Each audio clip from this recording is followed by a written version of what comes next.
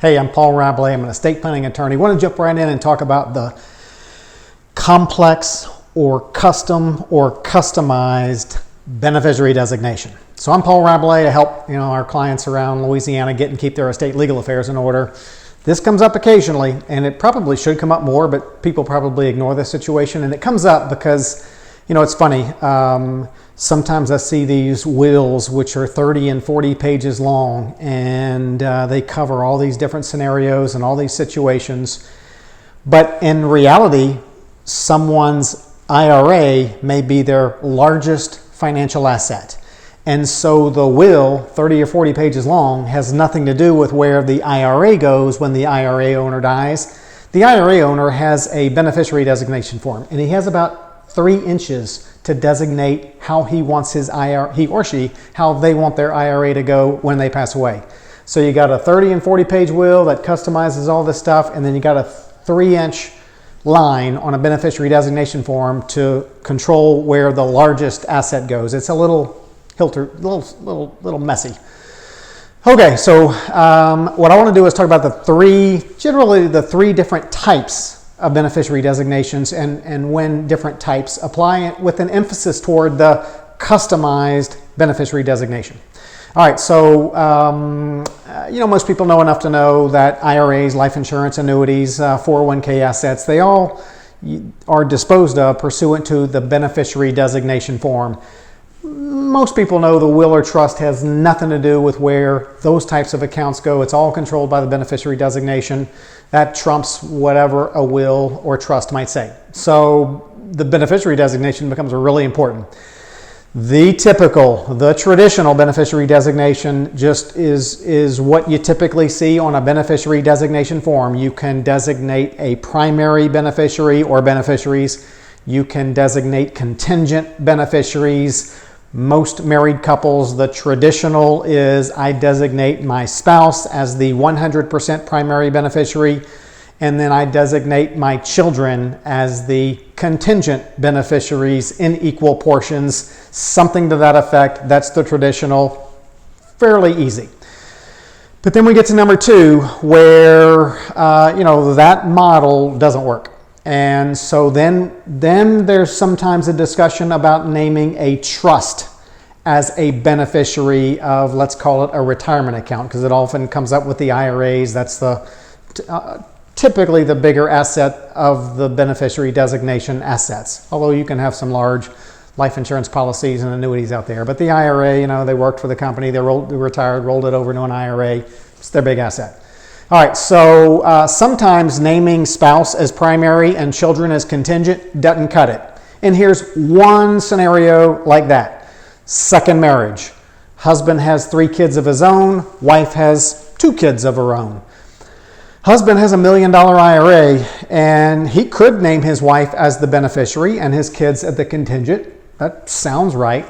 But in reality, that doesn't work because his kids have no protection whatsoever if he dies before his wife.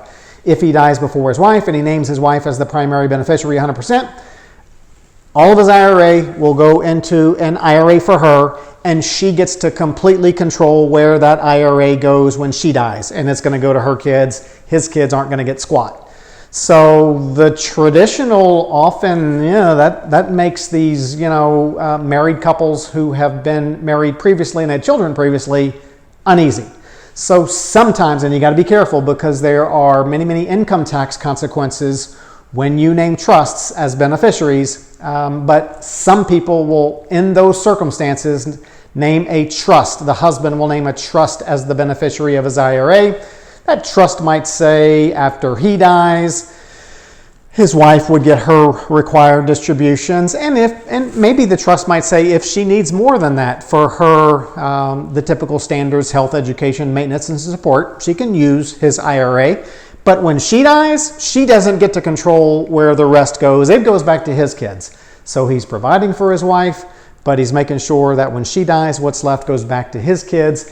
Got to have a trust and name a trust as the beneficiary of the retirement account to be able to provide it for the benefit of someone, and then to have it go back to where you direct when that someone passes away. So that's the second kind of beneficiary designation. First was traditional, second is naming a trust. And then we get to the customized, complex beneficiary designation when the other two just flat out don't apply. So we have to create custom beneficiary designations when the circumstances just warrant it. When might the circumstances warrant it?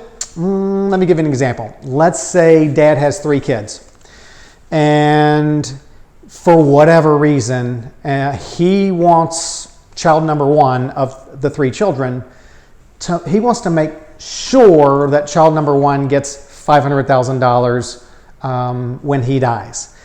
For whatever reason, maybe that child was in an accident and he just knows that's how much his child is going to need to make it, through the child's remaining years. And so he, and maybe the other 2 children support that concept. Maybe they do, maybe they don't, it doesn't matter. But he, that's one of his primary goals, is to make sure child number 1 gets $500,000 when he dies. And he wants that money to come from his IRA.